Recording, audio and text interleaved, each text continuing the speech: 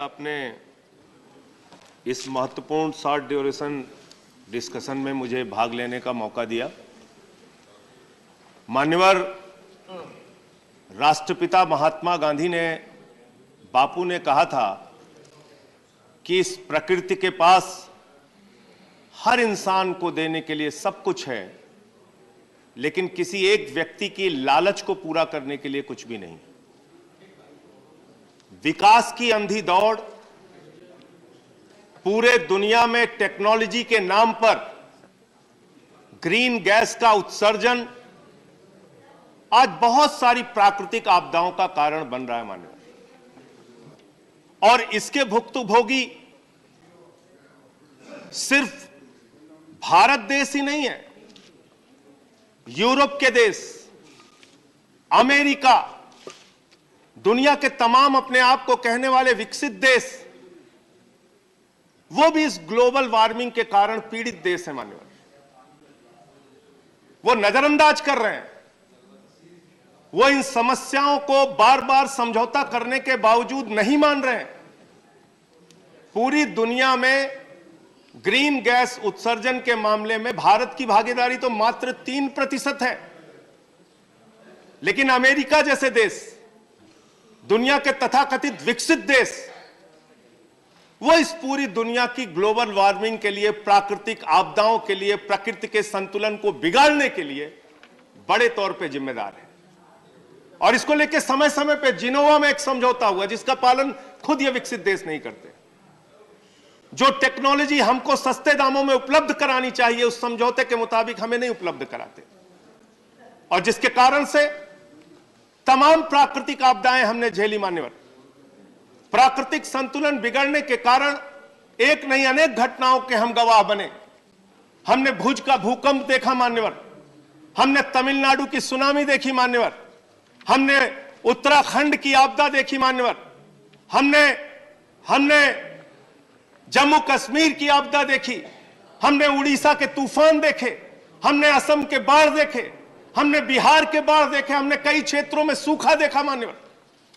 और ये सब कुछ प्राकृतिक आपदाएं और प्राकृतिक संतुलन बिगड़ने के कारण, प्राकृतिक संतुलन बिगड़ा जिसके कारण ये प्राकृतिक आपदाएं हुई।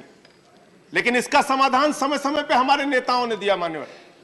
मुझे याद है, मैं अपने नेता आदरणीय रघु ठाकुर जी के साथ एक मुहिम उस समय देश के अंदर चली थी, जिसका हिस्सा बना था जब स्वर्गीय डॉक्टर राम मनोहर लोहिया के विचारों को लेकर अटल जी ने एक पहल की थी, नदी जोड़ो योजना की पहल मान्यवर। अरे बहुत ही सार्थक पहल थी, बहुत ही अच्छी पहल थी। पूरे देश की नदियों को जोड़ने की योजना, वो योजना किस ठंडे बस्ते में चली गई मुझे नहीं मालूम, लेकिन वो एक योजना, ऐसी योजना थी, नदी जोड़ो योजना मान्यवर, जिससे हम सूखे से भी बच सकते थे, बाढ़ से भी बच सकते थे, तमाम आपदाओं से बच सकते थे। आज सूखा और बाढ़ उसी प्रकार से हम लोगों के लिए हो गया है मान्यवर, जैसे गांव में किसी की गाय मरती है तो किसान दुखी होता है, रोता है, लेकिन गिद्ध खुश होता है, गिद्ध खुश होता है। इसी प्रकार से बाढ़ और आपदाएं, बाढ़ और सूखा हो गई इस देश के अंदर। सत्ता के लोग, चंद अधिकारी, बाढ़ के नाम पर उनका उद्योग चल रहा है, सूखा के नाम पर उनका उद्योग चल रहा है। इन समस्याओं के अस्थायी समाधान के लिए कोई पहल नहीं की जाती। और कुछ आंकड़े हैं जो आपके सामने जरूर रखना चाहूंगा मान्यवर। क्लाइमेट ट्रांसपेरेंसी की एक रिपोर्ट है जिसमें कहा गया है कि 2016 से 2021 के बीच में भारत के अंदर जो चक्रवात, बाढ़, भूस्खलन की घटनाएं हुई, उसके कारण 3.6 लाख हेक्टेयर क्षेत्र के फसलों का नुकसान हुआ। जलवायु परिवर्तन के चलते 20 साल में प्राकृतिक आपदाओं में 79.5 अरब डॉलर का आर्थिक नुकसान हुआ। क्लाइमेट इंडिया 2022 की रिपोर्ट है, इसमें कहा गया है कि भारत ने वर्ष 2022 में पहले 9 महीनों में 273 दिनों में से 241 दिनों में किसी न किसी देश के हिस्से में चरम मौसम बिगड़ने की घटनाओं को देखा है। यह 88% इसमें वृद्धि हुई है 18 लाख हेक्टेयर फसल का क्षेत्र इससे प्रभावित हुआ है, बर्बाद हुआ है। ये कुछ और आंकड़े मान्यवर, 2022 में जो घटनाएं पूरे देश के अंदर हुई हैं उसका उल्लेख इसमें किया गया है। 1956 के बाद अक्टूबर 2022 में भारत में सबसे अधिक वर्षा हुई। 1901 के बाद भारत का 8वां सबसे गर्म सितंबर 2022 का रहा। 11वां सबसे गर्म अगस्त 2022 का रहा। 121 वर्ष के बाद सबसे गर्म जुलाई 2022 की रही। तीसरा सबसे गर्म अप्रैल 2022 का रहा और अब तक का सबसे गर्म मार्च हम लोगों ने देखा। मानवर 2018 से 20 के बीच की एक रिपोर्ट लोकसभा में प्रस्तुत की गई जिसमें यह बताया गया कि 3 साल के अंदर बाढ़ के कारण 59,000 करोड़ की संपत्ति का नुकसान देश को हुआ। इस आंकड़े में फसलों, घरों, सार्वजनिक संपत्तियों की तमाम क्षति जो हुई उसका आकलन करके बताया गया और यह लोकसभा में प्रस्तुत रिपोर्ट है कि 59,000 करोड़ का नुकसान हमको झेलना पड़ा। मानव कितना समय है? आप 1-2 मिनट और बोल लीजिए। मान्यवर, अरे आज तो आप लोगों के तमाम सही बातें सुझाव दे रहा हूं, बोलिए आप। मान्यवर, इस साल असम के कुल 35 में से 32 जिले बाढ़ की चपेट में रहे।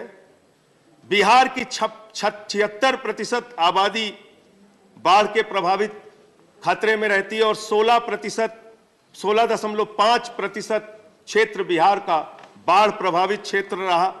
19 जिलों में लगभग बाढ़ आती है। इसके अलावा मान्यवर, मराठवाड़ा के इलाके में मूसलाधार बारिश हुई जुलाई में। 83 लोगों ने, जिसके कारण से जो संपत्ति का नुकसान हुआ, एक आंकड़ा आया कि 83 लोगों ने उसमें आत्महत्याएं की। राजस्थान में 70 वर्षों में सबसे अधिक वर्षा हुई। गुजरात के अंदर 14 जिलों में 8 लाख किसानों को 2022 में मानसून की बारिश के कारण फसलों का जो मुआवजा सरकार को देना पड़ा 630 करोड़ रुपए का। तो ये कुछ ऐसे आंकड़े। बेंगलोर में, सर, बेंगलोर जो 900 मीटर ऊंचाई के स्तर पर स्थित है, उस शहर को बिल्कुल डूबा हुआ हम लोगों ने देखा। ऐसी घटनाएं मुंबई में भी देखने को मिलती हैं। तो तमाम रिपोर्ट के जरिए बताई गई जो आंकड़े हैं वो आपके सामने मैं रख रहा हूं। और भारत की सरकार को कितना नुकसान उठाना पड़ता है उसका भी अगर आंकड़ा देखेंगे मंत्री जी, तो 2020 में केंद्र सरकार ने जो राज्यों को आपदा राहत कोष में पैसा दिया है वो दिया है 8,068 करोड़ रुपए। जो डिजास्टर रिलीफ फंड का पैसा दिया गया है वो दिया गया है 17,747 करोड़ रुपए। तो ये तमाम राहत के बड़े बड़े पैकेज, हजारों करोड़ रुपए आपको आपदा राहत के नाम पे समय समय पर राज्य सरकारों को देना पड़ता है। इसका स्थायी समाधान निकालने का प्रयास, जैसा मैंने आपको बताया, डॉक्टर लोहिया के सपने में भी था और अटल जी ने भी उस पर पहल की कि देश भर की नदियों को जोड़ो जिससे सूखा और बाढ़ की समस्याओं का अस्थायी समाधान निकल सके। इसके अलावा सर, बस अंतिम खत्म कर रहा हूं, सबको 10-10, 12-12 मिनट अंतिम खत्म कर रहा हूं। इसके अलावा सर, एक पराली की समस्या का जिक्र बार बार होता है मान्यवर। माननीय मंत्री जी यहां पर बैठे, हर साल 1 महीने तक टीवी चैनल्स पे, सदन के अंदर, बाहर, हर जगह एक ही चर्चा होती है। किसानों की पराली के कारण प्रदूषण खराब हो रहा है, पर्यावरण खराब हो रहा है। सच्चाई ये नहीं मान्यवर। एक रिपोर्ट आई कि मात्र 6% पराली जलाने के कारण पर्यावरण प्रदूषित होता है। मात्र 6%। 94% अलग सोर्स और कारणों से पर्यावरण प्रदूषित होता है। खत्म कर रहा हूं 94% अलग सोर्स से होता है। लेकिन किसानों को दंडित करना इसका समाधान नहीं है। हमारे पंजाब के मुख्यमंत्री भगवंत मान जी ने एक पत्र लिखा मंत्री जी को कि अगर प्रति एकड़ 2,500 रुपए सहायता राशि हम किसानों को देने की योजना बनाएं, 500 रुपए पंजाब, 500 रुपए दिल्ली और 1,500 रुपए केंद्र सरकार अगर सहायता दे तो शायद वो अपनी पराली जलाए नहीं। उसका एक समाधान निकल सकता है। पराली जलाने की समस्या जो हर साल हमको झेलनी पड़ती है, देखनी पड़ती है, उसका भी समाधान हम लोग पा सकते हैं।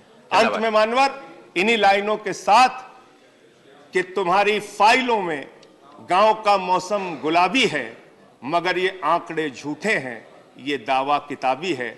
हमको सरकार को इस ओर ध्यान देना चाहिए। गंगा नमामि गंगे मिशन पर जिस प्रकार से लखनऊ के, इलाहाबाद के हाई कोर्ट ने टिप्पणी की है मान्यवर, वो बहुत चिंताजनक है। और उन्होंने कहा है कि नमामि गंगे योजना में खर्च की जाने वाली रकम आंख में झोंकने का कार्य है। इसके ओर भी सरकार को ध्यान देना चाहिए। धन्यवाद। The next speaker is doctor Amar Patnaik.